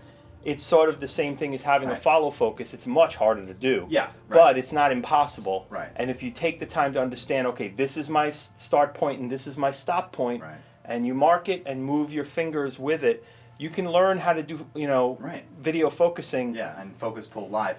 And the key there too, again, I think, is keep doing it and give yourself. It's okay if you don't hit it. Right. You'll be able to find the frame when you're playing back, and then again use some slow motion to work for you in that case. Definitely. And Yeah. you go multiple frames in this situation, and you hopefully try, Right. get it in one of them. And that's it. Get it. You in know, one. and even yeah. when you're working at the highest levels, when we're pulling focus in real time, you still have to try multiple Right. Sometimes multiple you takes. overshoot. Right. Definitely. Right. Yeah. Yeah, and it's a little trial and error. Yeah. It's not the easiest thing to do in the world, but once you start to learn how to do it, it Right. really makes a huge difference in how much you can move the camera around. And I think the key there too is if you are doing a manual focus pull, it behooves you to act. It's slow and steady. Right. You know, if you got that jerky, all lenses are different. The give on the focus ring will be different. That's right. So yeah. And if you got better lenses, like you're Right. working with cine lenses, Right. You got way more latitude. than if you're putting a Of focus movement. ring on That's a right. on a DSLR lens. Right. So Right. it's a Conair steam gun, yes. I know it's for shirts and not for not food shooting, but that's okay because anything that provides the ones that they use on commercial video shoots are the ones they steam the clothes with on the on a fashion set, shoot. yeah, right. It's the same. It's exactly the same technology. There's no difference. It's not considered. Well, we have one for food and one for clothing. They're all the same. Right. Have I ever shot a cine lens? Yeah. When I shoot television commercials, we use the highest quality lenses on Alexa cameras or Reds. Really unbelievably beautiful glass, for sure. Do you have a preference over either or? I like the Alexa. Yeah. Okay. So I think for what I do, I think it works better for me. And my producer sort of got me started on the Alexa. She likes working with the Alexa because that's what she shot when she was Right. directing. Okay. Yeah. So What about pulling? I mean, you're shooting 4K then, presumably, likely. Yeah. You ever pull any stills from those? no, Okay. I still don't think that that's exactly the same. I mean, there are times when it might look okay. Right. And you can get a good frame. Yeah, Right. you totally can. But you're Yeah. not. You're not. Yeah. No, I mean, I also don't want to encourage that. Right. As a still That's photographer. what I was trying to. That's what I was trying to get you to say there. Yeah. So, okay. So let's. And we're not seeing a whole lot of questions out there. Does that mean we're covered everything? We have no more questions about the transition from stills to video? Well, I think you've also made everyone hungry. Oh, I know. I am in the lunch hour. That's right. But not everywhere. I mean, we got That's right. people coming from all kinds of different things. What makes the pizza better looking? Is that where you would cook at halftime? No. I think it's about how it's prepared ahead of time, and it's about the quality of the ingredients because, if you're not using the right cheese that's going to behave the way you want it to behave, and you're trying for a cheese pull or you want it to brown a certain way, all the cheeses that you can use there might behave differently. So think it's important. Jason, would you like to put down the camera? Oh, I could put it down. Okay. Just I didn't know if you were. getting in my second How long round does of it take to film a lights today. short food commercial? You know, it's funny. It depends, because if it's something for an agency or something for, you know, a client where there's a lot of input going on, then we've shot, you know, commercials in one day, and then sometimes things take a couple of days, and then I've actually shot a spec piece that I ended up selling back to the company that I shot it for. So basically, I knew this guy who had a small company, and I had his product on hand. I shot a small commercial with it. It was a quick 15-second commercial, and I put it on my reel as a spec piece. And he said he loved it so much he wanted to buy it and produce it. And I did the whole thing in 2.5 hours, Right. both filming and editing. Right. Oh, wow. Because it was a really quick. It was a Yeah. one take. It was a one take slow-mo shot Right. of Okay. a blowtorch on a steak.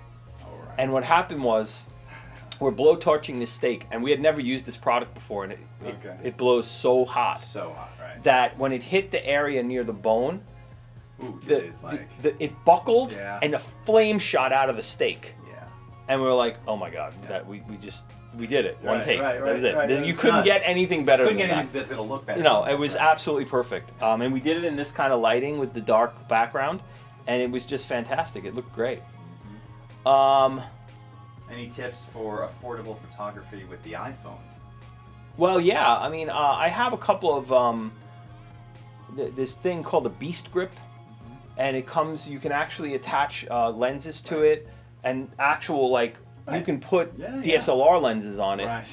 It's really weird. Yeah. And you could shoot with your iPhone, particularly the 7. I mean, the camera in the 7 is really great. I used that, and I've used it's a gimbal. That's a handheld gimbal. Right. It's called the G4 something or other, Yeah. and it's really good. Yeah.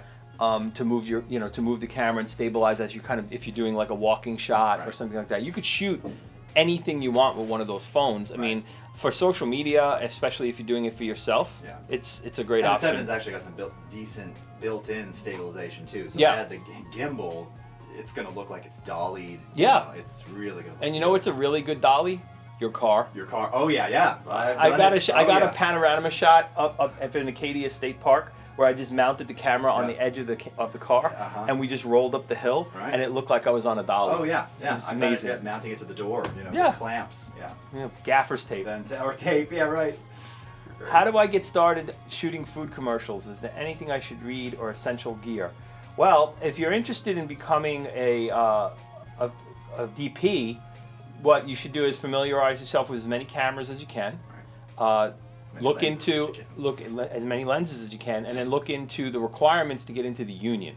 Right. Because if you want to really learn, you get on jobs, as a second camera or third camera, and you start to kind of absorb all of the stuff that's happening around you. You pay attention to the assistant director. You listen to what the director is saying, and you start to absorb a lot of what's happening around you.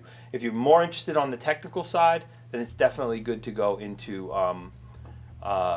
the union Yeah. as a DP. Right. And if you're more interested in trying to be a director, then you have to kind of develop your reel on your own, Right. which is a much harder thing to do. Sure. And longer term. Yeah. I think as well.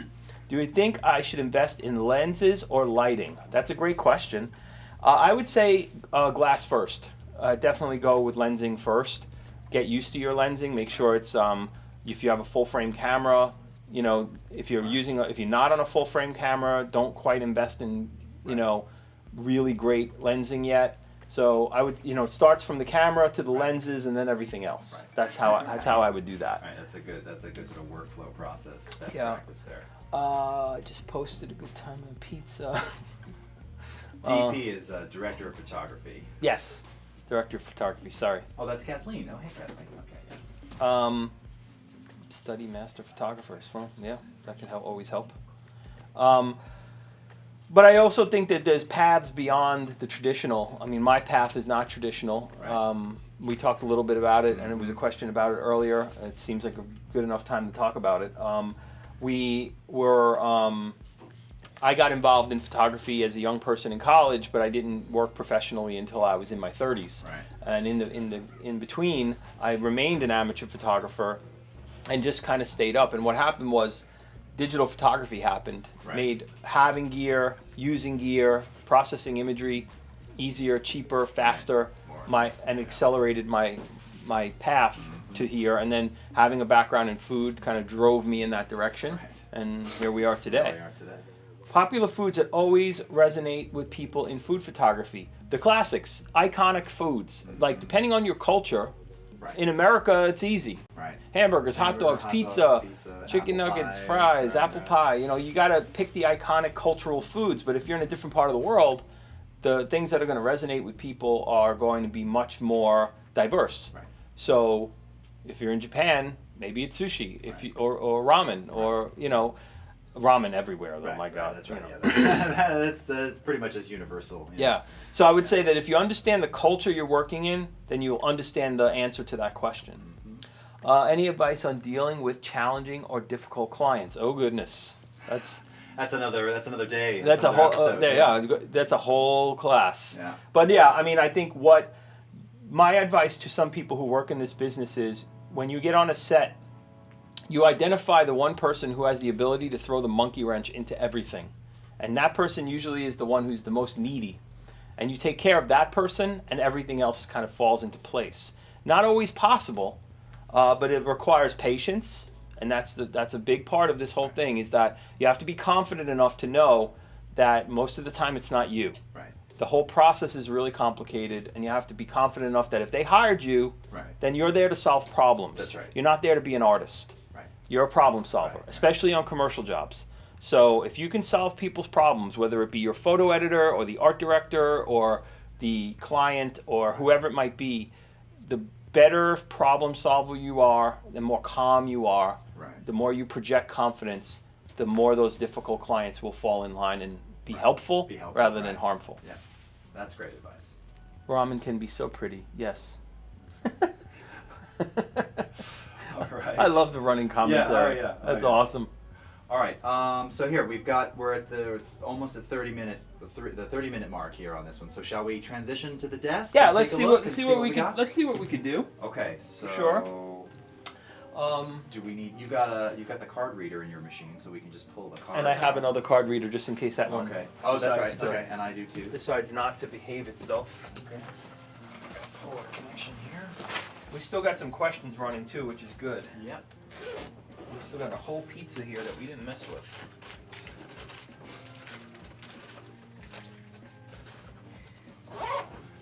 Pull your tether cable. It's a good thing we don't know where this pizza came from, because I'm sure that they wouldn't really like what we have to say about it.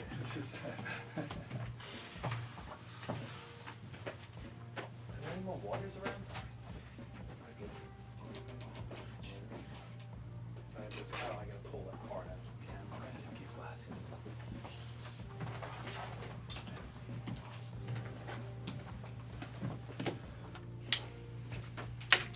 And that was some trial and error stuff right there. But we did learn some neat food styling tricks today.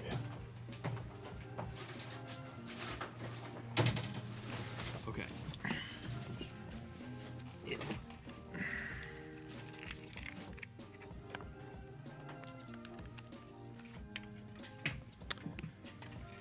Oh, thank you.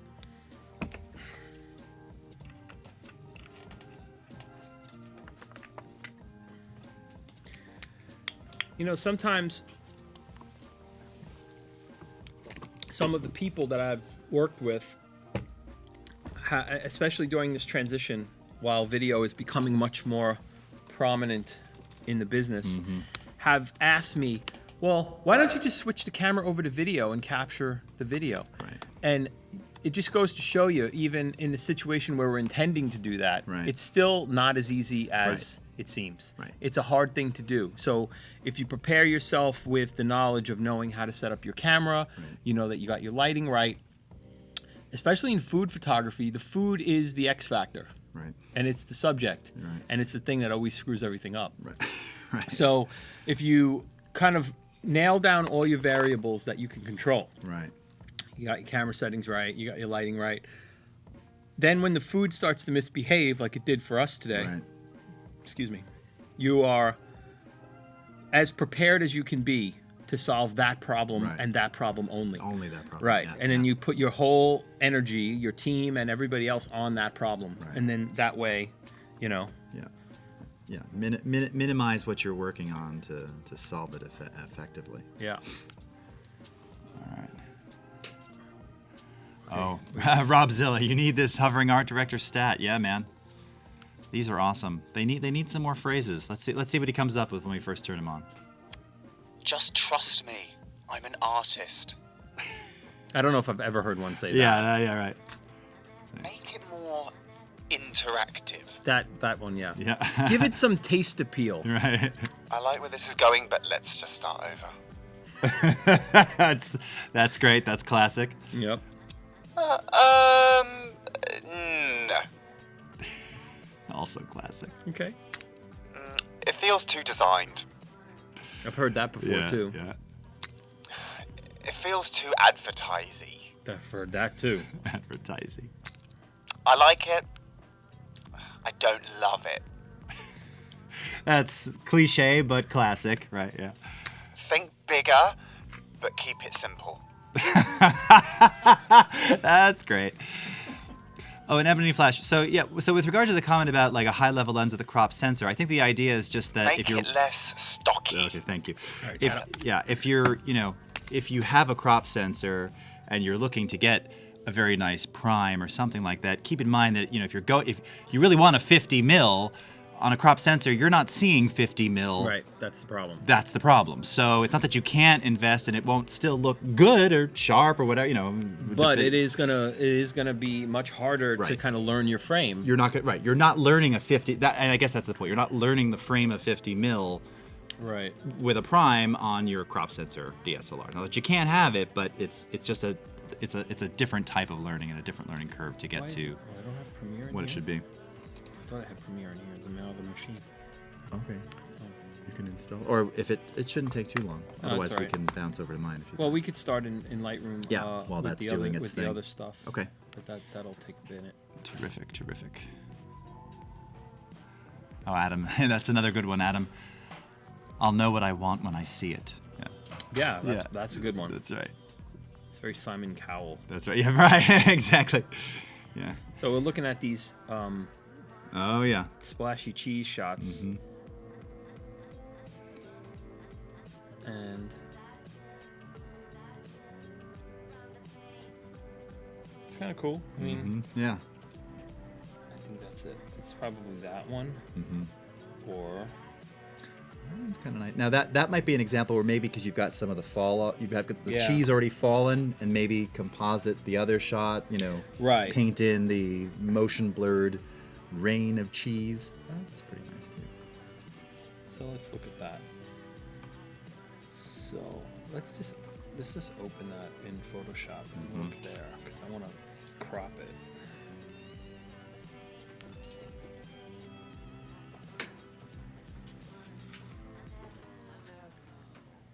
Advantages of being bold versus long hair. Bald versus long hair in front of a green screen.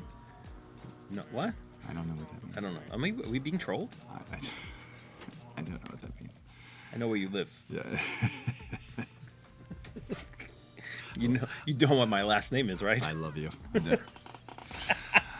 Art director giveaway. Nope, sorry, this one's ours. We had to fight for this one today. These are in limited supply here, believe it or not. We're very lucky, very fortunate to get this, and I think actually Nicole may be taking advantage of this in her shoot coming up next. Nicole Clementson, who will be with us in approximately 27 minutes. Ebony Flash, don't start don't start it now. I know. Hovering art director giveaway. No, we're not giving this one away just yet. But that is definitely something we should plan on bringing to the stream. And Evil Cerise, yep, already has the URL posted up there. What's up, Vanessa?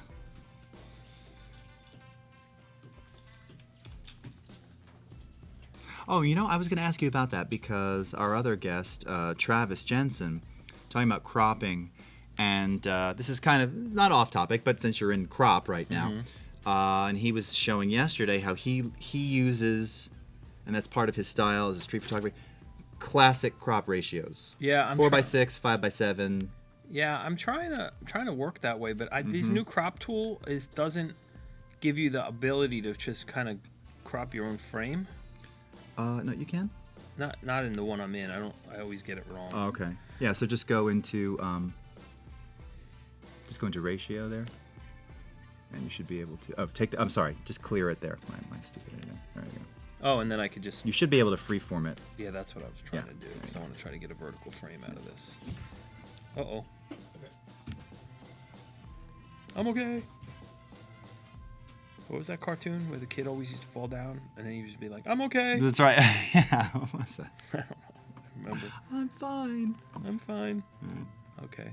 So I haven't even touched this yet as far as exposure or anything. What happened to my crop? Oh, I went back to Lightroom. You went back to Lightroom. How did that happen? I don't know how you just did that. You must have, probably because you don't have Photoshop on full screen. That's why. You were in Lightroom there. There you go. Where'd my tools go? Something happened. You can go back to your workspace. Yeah. Yeah. Or just pull up your tool presets. That's not what I want. Well, there's your tools, but right now. Oh, there they are. Right. Okay. Yeah, but I'm not in the develop mode anymore. That's the problem. Yeah. Well, no. Now you're back in. So here, if you want to go into camera raw, just go into filter. Oh, I never do it this way. Okay. Now, if you want to make this totally non-destructive, you can convert it for smart filters first. That's okay. Yeah. And then go back to filter menu. I never done this and before. camera raw. Oh yeah, look at that. And now it gets added in the layer stack, so it's a smart object now, basically. Oh, I see. Okay. Yeah. And there's your. I love the tutoring, the on the fly tutoring. So, this is that whole situation where dropping out the blacks in the background. Now, what about that though? Because I actually kind of like the hue that it was picking up there. You mean here from the lighting? Mm-hmm. Yeah, I mean, I just experiment with it. I mean, this is not a pretty picture. It's not a beautiful pizza. It's not. Right. And I'm just, I'm doing it just because we're gonna finish. we want to finish it. But that really, I mean, so surely you've run into that, right? Where they do give you something. They're like, okay, Andrew, this is our whatever pork chop or something, and it's with this. And you do something like this to make it interesting, right? Because you're trying to distract the viewer from the fact that it's really ugly. It's really not beautiful, right? No. And I imagine not all platings are going to be just right. Not all of them are meant to be. Benefits of presenting at Adobe is you can get all your Adobe's questions answered. That's right. That's great. Yes, of course. Yes, of course. Okay. Thanks, Ebony Flash. Thank you, Kathleen. That's enough of this. Okay. Yeah. All right. Let me go back. Here. Okay, let's look. I've had enough of that. What else did we shoot here? You had some of the cheese pulls. Oh, right. Yeah. Like that might be as good as it gets right there, Now, would you go in closer? I mean, would that be a crop opportunity there? No, I think you'd want to, if this would, let's put it this way. If we wanted to clone and stretch this and make 3 of these, right, that would be a pretty classic pull shot, So this would lend itself. It's in the right position, right? And you've got perfect focus on the cheese. The cheese is in focus. And then if these pieces here had pulled like we had expected them to, this would have been a pretty classic cheese. Actually, you could see it's got 3 stems there, right? 1, 2, 3, and it would have been, and it could have pulled it right out. Yeah. But whoever was responsible for this cheese was not. And here, look. Very strong feelings about pizza. I mean, no, it was there. You had it, right? It just wasn't enough. Yeah, it wasn't enough. So. Okay. And that too, like you said, that goes to the. That's what I call a professional cheese pull. That's it. That's you're being sarcastic. No, I think he's being. Okay. I think he's being genuine. I mean, and that's like you said, that's ingredients at this point. I mean. Yeah, I mean, you would have to know that, and this is where a good food stylist comes in handy, where they say, okay, I've done this shot 1,000 times. I know what kind of cheese I want to use, and this is how it's going to work. Okay, so what about this? This company X gives you this pizza. We want the pizza pull shot. We need a still. And you're there, and you're going these ingredients, and you, of course, you don't say this to them, but you're in your mind, you're going, this cheese, this is not going to happen. Well, I think in truth in advertising, Do as you long clone as- at that point? I mean, Well, you could, Right. But in truth in advertising, I think as long as it is mozzarella cheese, that's right. Okay. It doesn't have to be the one they actually use. Right. As long Right, as I right. think there's some freedom there that you can actually fudge it just a little bit. Okay. As long as it's not like, oh, now we're using Gruyere, That's or now right, we're using right. something completely different. Right. That gives you the opportunity to, let's add a little bit of this cheese, Yeah. because this will really help the cheese pull Right. kind of situation. And If hello, I- Nicole. Nicole just entered the Hi, studio. Nicole. Hi. All right. Pretty good. We're wrapping it up. Yeah. If you have any doubts regarding food photography in the future, should I ask Andrew the question on Instagram or Twitter, or do you have a preferred platform? Yeah, I get a lot of questions in my social media feed. So if you're following me on Instagram and you have a question, absolutely, you can send me a question. I don't get to everything, but sometimes I get through it and it ends up being okay, Yeah. and I can answer some questions. And also, can they contact you through your site as well? My website, yeah. I mean, I think most of the stuff is going through my most of the email and stuff there is now going through my agent. Okay. Yeah. But all right. I think my email might still be out on Okay. some of them. Yeah, it's okay. It's probably a contact form of some kind too on there, I guess, or something. Yeah, like that. right, exactly. Okay. So do we want to take a look at some of the video? yeah, let's try that. Yeah. See how that's gonna. Yeah. Did Premiere? I think it might have loaded. Must have been installed, but I don't see it. There you go. Yep. Installed. Super fast. What we call our HD installers. If you're running CC 2017, it'll just do a little configuration thingy here. Should probably quit Lightroom. Yeah, or maybe just Photoshop. They've been running and gunning. Shortcuts. Among the 8 I know. I will tell you, I've been saved a bit by... Would a direct message on Insta or Twitter be too intrusive? No. Probably more that I'm sure you also get a lot. So I it's do. I just- mean, you I get can't- you gotta some manage. stuff, and Yeah, there's sometimes things Just- fall through the cracks. The Right. ones on Instagram, sometimes I don't check that filter all the time, Right. or whatever it is, that menu, right. and they get lost in there sometimes. Premiere. Yeah, it's first time. Yeah, it is. Yeah, first time. I usually do Premiere on the other machine. Yeah. Well, this is good. You'll have a nice clean install of it in here. Should be rock solid. Should be rocking. Yes. Brave installing software live. Hell yeah. That's right, Jokin Bokin. Installing software live. Brave. Yeah, done. Yeah, we try that. Success. All right, new project. Yeah. And we're gonna So- call it Cheese Pull. Or no, Cheese Steam. Yeah.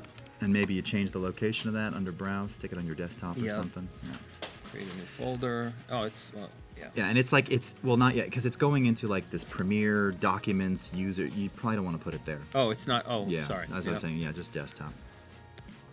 Good thing to note, first time launching, it puts it into some pretty deep places. I'd probably just go with it. Okay, Nice, so we okay. got these on the desktop. I can just drag them right Yep, in. you can drag them right into the project panel right there. Booyah. Oh, wait. Yep, there you go. Okay. Nice.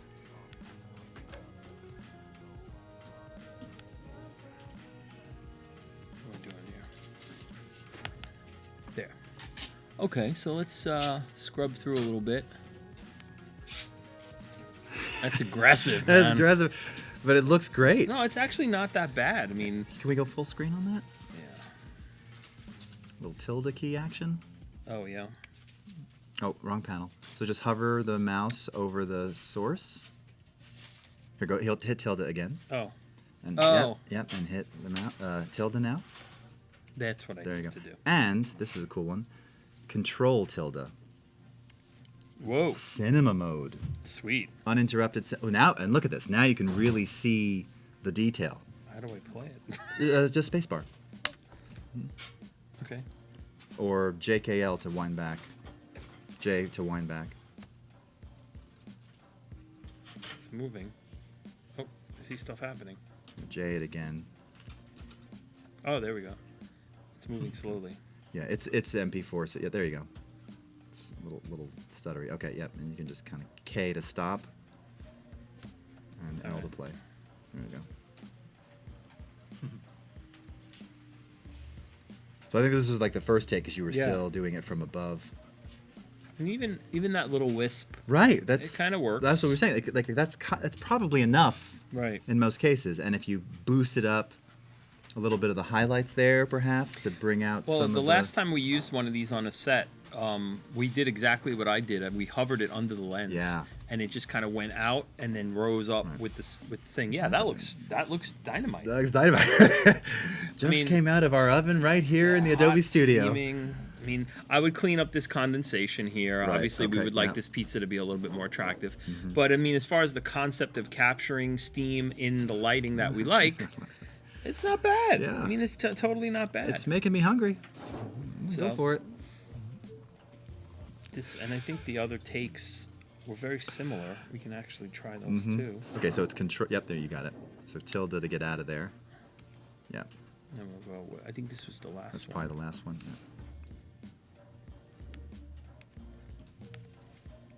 And then what was it? Cinema mode was Control tilde. Control tilde. Sweet. Yeah, see, Wow, That see? looks, again, because you've got that Yeah. fade, it looks like it's coming right off the surface. Yeah. I mean, it's pretty awesome.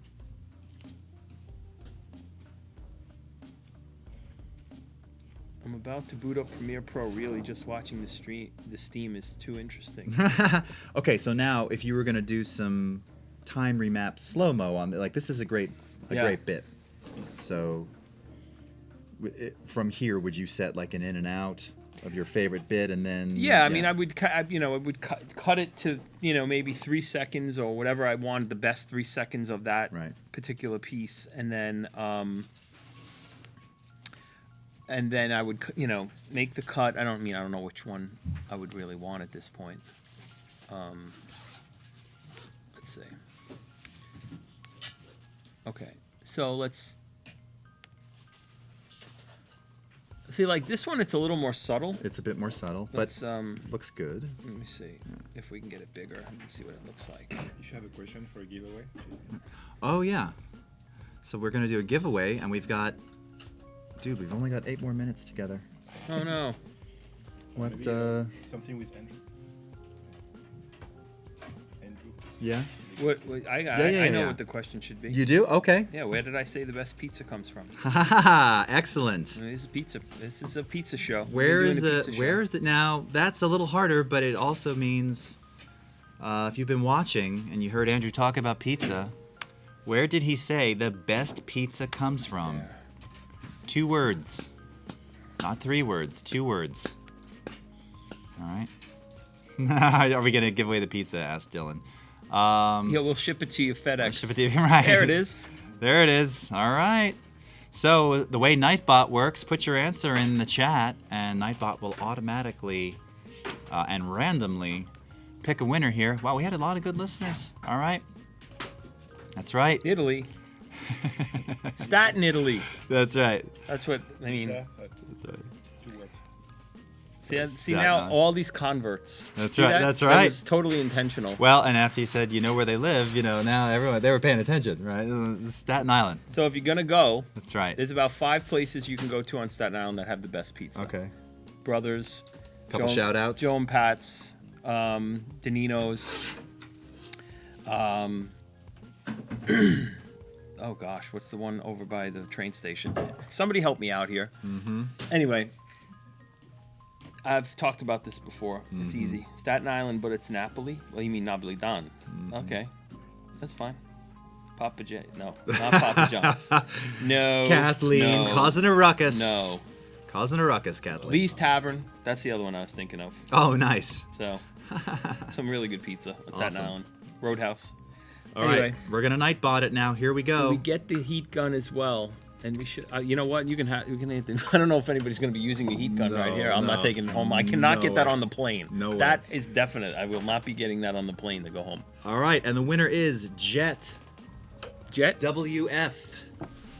Jet WF. Congratulations, you have just won a free year of Creative Cloud. And if you've already got your membership, which hopefully you do, this will just add an additional 12 months to your Creative Cloud subscription. So thank you so much. Be sure to ping us your Twitter handle, your Twitter name, Twitter nickname here in the chat, and we will contact you. Jet WF. Jet Okay. WF.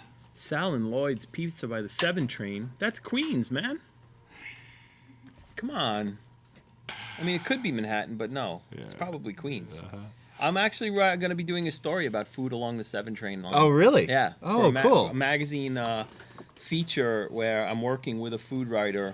So I'm kind of guiding this food writer through a food tour of the 7 train. So we're talking about world cuisine, eating chicken along the 7 train. Right. Through Flushing and through Jackson Heights, where we have a Korean community, a Chinese community, Sri Lankan, all kinds of North African stuff, all along this one train, all along this one train line. So, and of course, chicken is sort of the universal protein. That's right. Oh yeah, absolutely.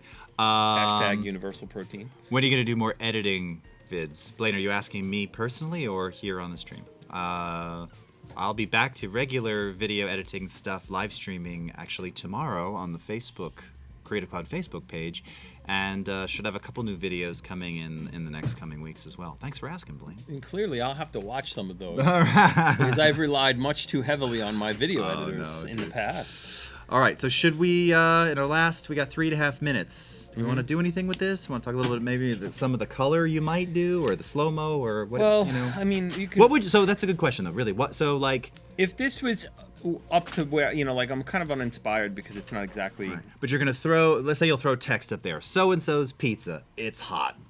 Right. Right, that's their. I would chop that down. Real good on the fly there. That's why I don't do advertising. Chicken fee and flush. Okay, kidding. Pizza fight. No, we don't throw food. Yeah, no.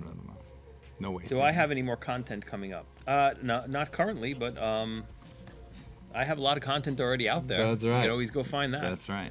And don't forget too. I wanna mention again. Andrew is one of our premier featured Adobe stock content creators in our premium collection. So if you want to see more, if you want to license more, which ultimately allows you to monetize more. Check out Spend more money on pizza. That's right. On better ingredients. Check out Andrew Scrivani on stock.adobe.com. You can see his incredible collection of work there. And we're very, very proud and honored to have that. And it was featured last year at Max as well. Yeah, that was fun. Max was terrific. Yeah. Oh yeah. You need to go. If you're thinking about going, you definitely need to go. It's so good. It's so good. And then when you go to Max and you go to the reveals, what is it called again? Oh, sneaks. The sneaks. Oh, sneaks. When you go to the sneaks and you're sitting next to I was in a pack of video editing nerds. Right. And it was awesome because when certain things got announced, people were in tears. People go nuts. They were in tears, literally in tears. Oh my God, you just made my life so much easier. Yeah. Which, and to some degree, a lot of the things in sneaks, what people also forget is these are sneaks of technologies that are literally cooking in the labs here. Right. Mm-hmm. They may or may not see the light of day, but it's the promise of, the innovation that we're doing that, hey, this stuff could be coming. So totally. Yeah. Robzilla speaking at Max. Hell yeah. Thank you. Robzilla in the house. All right, cool. Much love.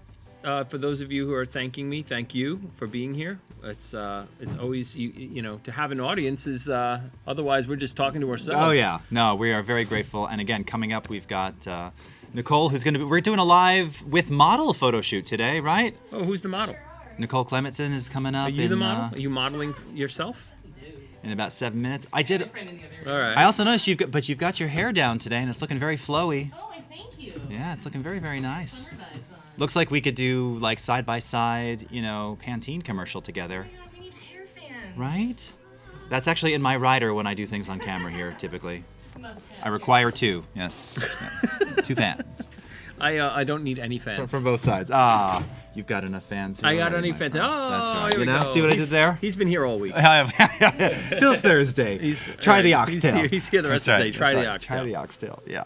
Well, Ed Huckabee, thank you. Yeah. Thank you, Kent. I mean, honestly, Andrew, all the thanks to you, man. This has been an amazing experience. Yep. Thank you so much for lending us your time, your vision, your stories, your expertise. the tips, the tricks of the trade, and really just providing people with something, again, as part of this 3-day stream that we've just never done here before, and we're just really grateful that you would take the time. It was great. It was great to be here. We had a lot of fun. We've solved problems on the fly and did all kinds of cool stuff, and it was great. And now I think we're probably going to eat something. That's always a good idea. That's always a good idea. All right, so everyone, thank you again for tuning in. Stick around. We've got Nicole Clementson coming up for more Adobe Live. Stick around right here on adobelive.com or on the Creative Cloud YouTube channel, and we'll be back in approximately 5 minutes. Take care, everybody. Thanks again. Everyone. Bye-bye.